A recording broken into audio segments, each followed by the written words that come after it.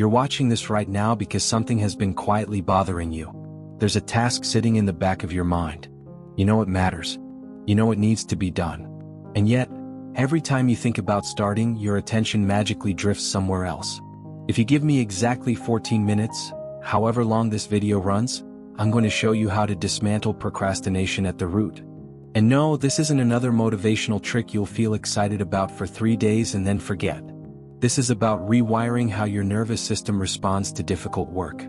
A shift so deep that your relationship with hard tasks will never be the same again. Right now, you probably think the problem is you. That you're lazy, undisciplined, weak. That belief is wrong. Here's the truth that changes everything. Procrastination has nothing to do with willpower. It's the result of a malfunctioning threat system in your brain. If you stay with me, no pausing, no multitasking, no checking your phone, I promise you'll understand exactly how this system works and how to reset it. Quick request before we continue. Subscribe to the channel, like the video so it reaches people who need it, and turn on notifications so you don't miss what's coming next. Now let's begin. Chapter 1. The lie that keeps you stuck. Let's start by destroying the most damaging belief you repeat to yourself every day. I procrastinate because I'm lazy. That statement is false. Procrastination isn't laziness. It's fear wearing a logical disguise.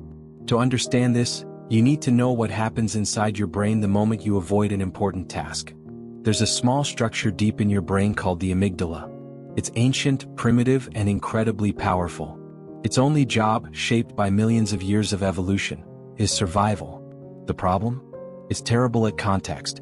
To your amygdala, facing a hungry predator and preparing a difficult presentation trigger the same alarm. Threat detected.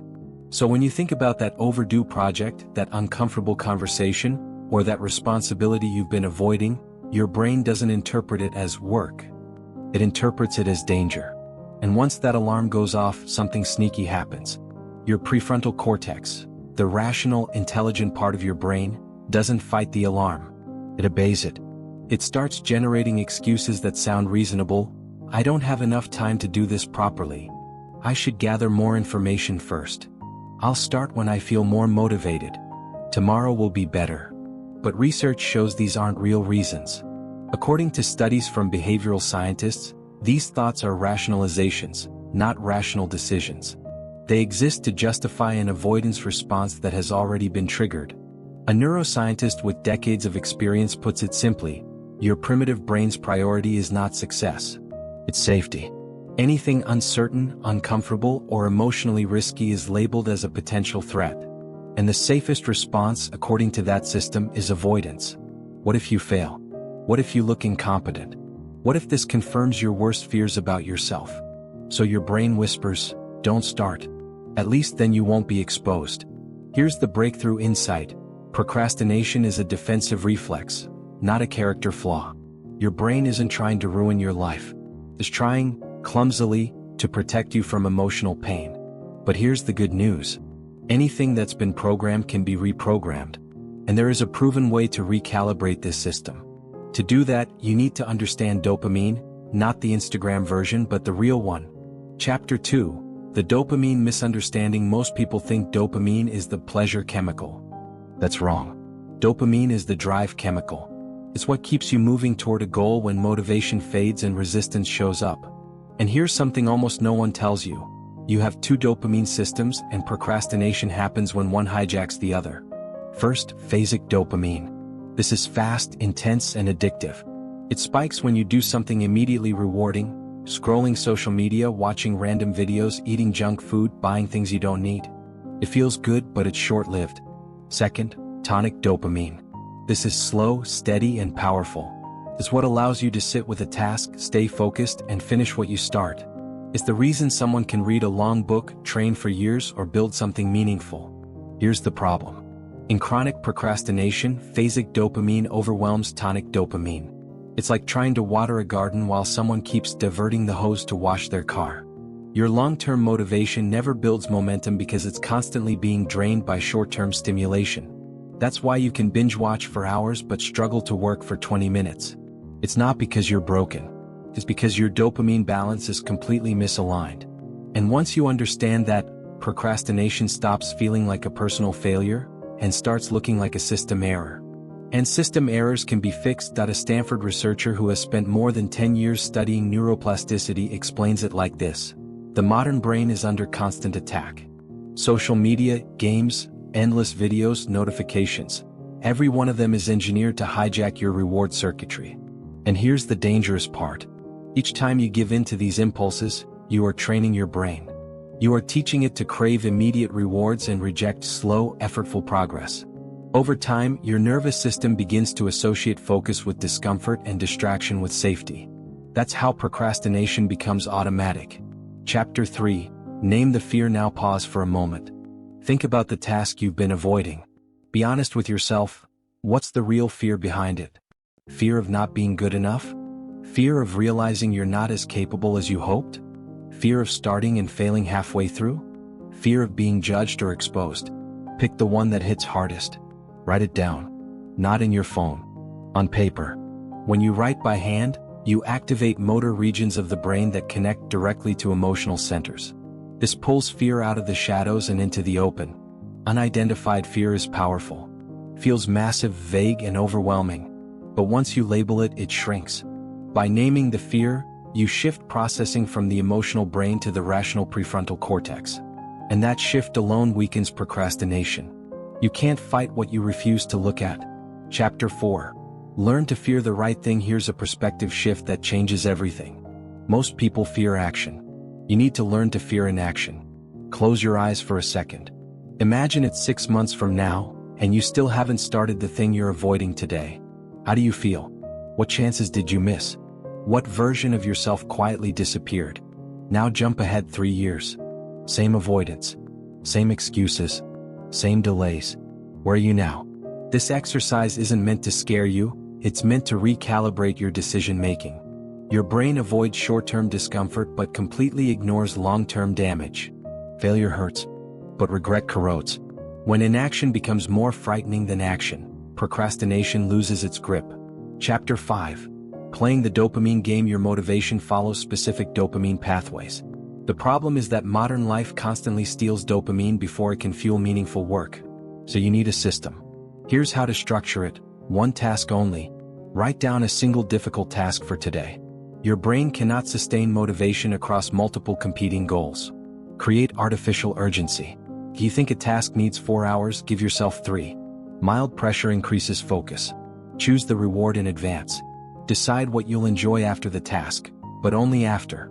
Remove temptation entirely. Phone in another room. Tabs closed. Notifications off. And remember, a reward must be deliberate. Netflix isn't a reward if it's already your default. Social media isn't a reward if it's habitual. Pleasure feels better when it's earned. Chapter 6. The hidden saboteur. Perfectionism. Perfectionism pretends to be intelligence. I'll start later when I can do it properly. I'm not in the right mindset. This isn't the ideal time. These aren't thoughts. They're escape routes. There is no perfect moment. There is only the moment you begin. Use the imperfect minutes rule. Commit to just 2 minutes of low-quality work. No pressure. No standards. No expectations. Why does this work? Because the real obstacle isn't performance, it's inertia. Once movement starts, momentum follows. And perfectionism has no power over something you've already allowed to be imperfect. Chapter 7. Design your environment. You are not stronger than your surroundings. If your workspace is chaotic, your phone constantly buzzes, and distractions are within reach, you've already lost. Behavior follows environment. So redesign it. Create a space that makes action unavoidable, clean, simple, minimal. Open the document you need before you sit down. Remove friction from good habits. Add friction to bad ones. Hide apps. Block sites. Increase effort for distraction. Your brain always chooses the easiest path. Make the right path easier. Chapter 8. Clarity destroys procrastination. Procrastination often isn't laziness. It's confusion. You don't start because the task feels enormous, vague, and undefined. So shrink it. Not write a book. Open the document and write the title. Not clean the house, fold 3 shirts. This activates what psychologists call the Zeigarnik effect. The brain hates unfinished tasks and naturally wants to complete them. Once started, stopping becomes harder than continuing. If you begin, even with the smallest possible step, your brain creates a subtle internal tension. That tension doesn't feel dramatic, but it's powerful. It nudges you forward. It pulls you toward completion. This is how momentum is born. You don't finish because you suddenly feel motivated. You finish because you started. Clarity does not arrive first. Action does. Most people wait, hoping that confidence, certainty, or the right mood will magically appear. But clarity is built, not discovered. You build it by breaking something big into fragments so small that resistance has no time to form. One step creates the next. Movement creates meaning. Chapter 9. The energy cycle. Have you noticed how procrastination grows stronger when you're exhausted? This isn't a character flaw, it's biology. Your brain consumes nearly 20% of your body's total energy. When energy levels drop, the brain looks for shortcuts, distractions, and comfort. It avoids effort. It delays decisions. It procrastinates. This is why energy is not a luxury. It is a strategy. No productivity system can overcome chronic exhaustion. Sleep is non-negotiable. There is no technique that can compensate for bad nights. A tired mind will always betray even the best intentions. Move your body. Exercise increases blood flow, sharpens focus, and clears mental fog. You don't need extreme workouts, just consistent movement. Eat intelligently. Living on sugar and caffeine creates spikes followed by crashes. Those crashes steal discipline and clarity. Stable energy creates stable action. Respect your natural rhythm. Some people think best in the morning. Others come alive in the afternoon or evening. Identify your peak window and protect it. Schedule your hardest, most important work during that time. Don't fight your biology, use it. If you don't manage your energy, it doesn't matter how many productivity hacks you learn. Your body will always overpower your exhausted mind. Chapter 10. The contract with yourself. Procrastination thrives where commitment is weak. I'll do it someday sounds harmless, but someday never arrives. Intention without commitment is just a comforting lie.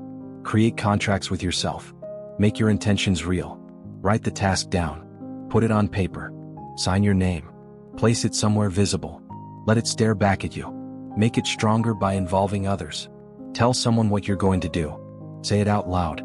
Public commitment creates pressure, and pressure creates action. Add consequences. Real ones. When there is something to lose, your brain pays attention. Commitment transforms intention into obligation. An obligation shapes identity. When you repeatedly honor your word, you stop seeing yourself as someone who delays. You become someone who delivers. Chapter 11. The warrior's identity. In the end, overcoming procrastination isn't about tricks, hacks, or shortcuts. It's about identity. Miyamoto Musashi, the legendary samurai, did not wait for motivation. He did not negotiate with hesitation. He acted because action was who he was. You don't need to be a samurai, but you do need a standard. Every day presents a battle, not against the world but against delay, doubt, fear, and comfort. Every time you act despite resistance, you reinforce a new identity.